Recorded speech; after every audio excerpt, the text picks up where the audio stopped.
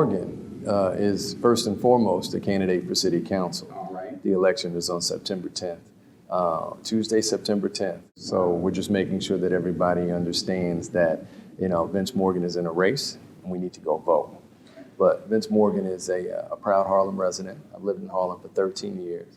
I'm a father of 2 children, former community development banker. And we're at this critical juncture right now in Harlem where there's so much economic development, so much attention happening, that it is imperative that we have elected officials who really have a skill set that can address some of the issues with building and some of the issues of creating opportunities for many of the people that live here. Family is my number one priority. I'm married to a great woman, Shawn Lynch, who's a documentary filmmaker.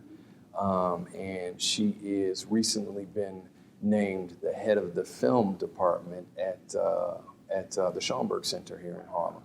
So across the board, I'm married to a very successful woman who's actually very busy as well. And just our lives seem to complement each other because we're both very passionate about protecting our history and our culture and our neighborhood. We live in a hyper-racial environment.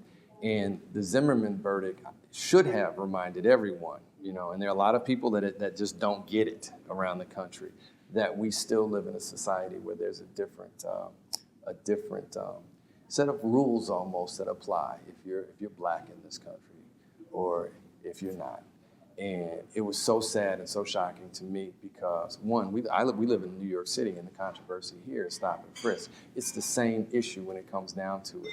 It is predatory practices and a institutionalized racism that does not acknowledge a certain class of people. My brothers and sisters who are out here, who are doing nothing wrong, who are looked at as criminals, and I just don't think that we've gone far enough.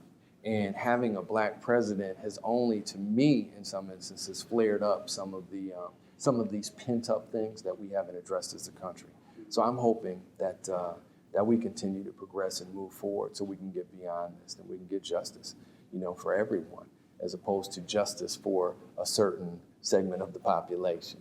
Justice is supposed to be blind, and it's not. I listen to a lot of music, and that can be a range of anything. It just depends on what I happen to be listening to today. I'm a Jay-Z fan.